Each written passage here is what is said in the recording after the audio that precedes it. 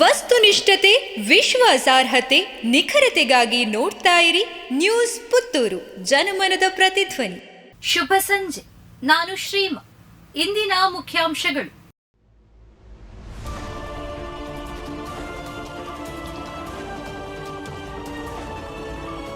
ಹಿಂದೂ ಯುವತಿ ಹಾಗೂ ಮಹಿಳೆಗೆ ಕಿರುಕುಳ, ಆರೋಪಿ ಸೈಯದ್ ನಯೀಂ ಬಂಧನ. ಹಿಂದೂ ಯುವತಿ ಮತ್ತು ಮಹಿಳೆ ಇರುವ ಮನೆಗೆ ಅನ್ಯ ಕೋಮಿನ ಯುವಕನೋರ್ವ ಬಂದು ಕಿರುಕುಳ ಮತ್ತು ಹಲ್ಲೆ ನಡೆಸಿರುವ ಘಟನೆ ಮಂಗಳೂರಿನ ಕುಲಶೇಖರದಲ್ಲಿ ನಡೆದಿದೆ.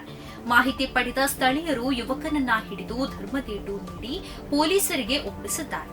ಈತ ಮಹಿಳೆಗೆ ರವಿ ಎಂಬ ಹೆಸರಿನಲ್ಲಿ 1 ವರ್ಷದ ಹಿಂದೆ ಪರಿಚಯವಾಗಿದ್ದು, ಆಗಾಗ ಮಹಿಳೆ ಮನೆಗೆ ಬರುತ್ತಿದ್ದ ಎನ್ನಲಾಗಿದೆ. ಇವರಿಬ್ಬರ ಮಧ್ಯೆ ಹಣಕಾಸಿನ ವ್ಯವಹಾರವೂ ಇತ್ತೆಂದು ಪೊಲೀಸರು ಮಾಹಿತಿ ನೀಡಿದ್ದಾರೆ. ಕಡಬ ತಹಶೀಲ್ದಾರ್ರಿಂದ ದಲಿತರ ಮೇಲೆ ಮುಂದುವರಿದ ದೌರ್ಜನ್ಯ ಎಂದು ಬಿಎಂ ಭಟ್ ಖಂಡನೆ.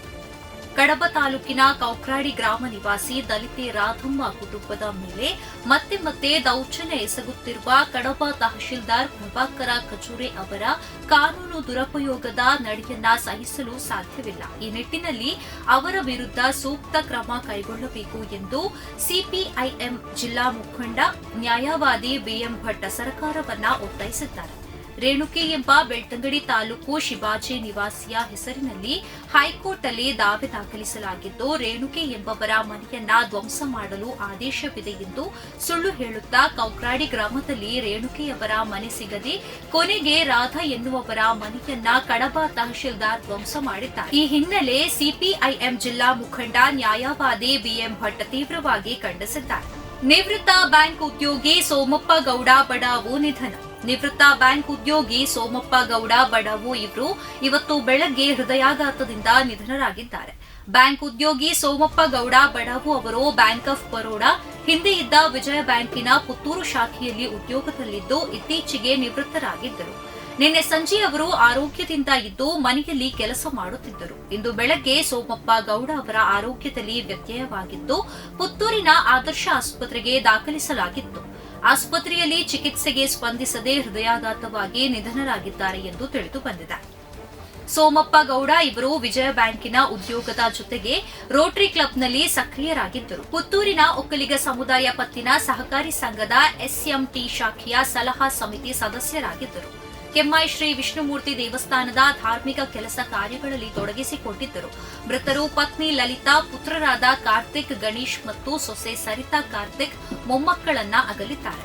ವಿಟ್ಲದ ಉದ್ಯಮಿ ಆತ್ಮಹತ್ಯೆ. ವಿಟ್ಲದ ಉದ್ಯಮಿಯೊಬ್ಬರು ಆತ್ಮಹತ್ಯೆ ಮಾಡಿಕೊಂಡ ಘಟನೆ ನಡೆದಿದೆ. ವಿಟ್ಲದ ಓಂ ಸಾಯಿ ಇಂಡಸ್ಟ್ರೀಸ್ನ ಮಾಲಕ ಬದನಾಜೆ ನಿದ್ಯಾ ನಿವಾಸಿ ದಾಮೋದರ್ ಪೂಜಾರಿ ಆತ್ಮಹತ್ಯೆ ಮಾಡಿಕೊಂಡಿದ್ದಾರೆ. ಮೃತರು ಇಬ್ಬರು ಮಕ್ಕಳು, ಅಪಾರ ಬಂಧು ಮಿತ್ರರನ್ನ ಅಗಲಿದ್ದಾರೆ. ಚೆಲ್ಯಡ್ಕ ಸೇತುವೆ ನಿರ್ಮಾಣದ ಹಿನ್ನೆಲೆ ಇಲಾಖೆಯಿಂದ ಬದಲಿ ಮಾರ್ಗಸೂಚಿ. ಡಿಸೆಂಬರ್ 9ರಿಂದ ಮುಂದಿನ ಮೇ 6ರ ತನಕ ಮಾರ್ಗ ಸಂಪೂರ್ಣ ಬಂದ್. ಬದಲಿ ರಸ್ತೆಯ ಬಳಕೆಗೆ ಸಾರ್ವಜನಿಕರಲ್ಲಿ ಮನವಿ. ದೇವಸ್ಯೆ ಪಾಡಾಚೆ ರಸ್ತೆಯ ಬೆಟ್ಟಂಪಾಡಿ ಗ್ರಾಮದ ಚೆಲ್ಯಡ್ಕದಲ್ಲಿರುವ ಮುಳುಗು ಸೇತುವೆಯನ್ನ ಕೆಡವಿ ಹೊಸ ಸೇತುವೆ ನಿರ್ಮಾಣ ಕಾಮಗಾರಿಯನ್ನ ಸರಿಪಡಿಸುವ ಹಿನ್ನೆಲೆ ಆರ್ಯಾಪು ಗ್ರಾಮದ ಒಳತಡ್ಕ ದೇವಸ್ಯದಿಂದ ಬೆಟ್ಟಂಪಾಡಿ ಪಾಣಾಚೆ ಕಡೆಗೆ ಹೋಗುವ ವಾಹನಗಳ ಸಂಚಾರವನ್ನ ಡಿಸೆಂಬರ್ 9ರಿಂದ ಮುಂದಿನ ಮೇ 6ರ ತನಕ ಸಂಪೂರ್ಣವಾಗಿ ಸ್ಥಗಿತಗೊಳಿಸಲಾಗುತ್ತದೆ. ಬದಲಿ ರಸ್ತೆಯನ್ನ ಬಳಸಿಕೊಂಡು ಸಾರ್ವಜನಿಕರು ಸಹಕರಿಸಬೇಕೆಂದು ಲೋಕೋಪಯೋಗಿ ಇಲಾಖೆಯ ಸಹಾಯಕ ಕಾರ್ಯನಿರ್ವಾಹಕ ಇಂಜಿನಿಯರ್ ಪತ್ರಿಕಾ ಹೇಳಿಕೆಯಲ್ಲಿ ತಿಳಿಸಿದ್ದಾರೆ.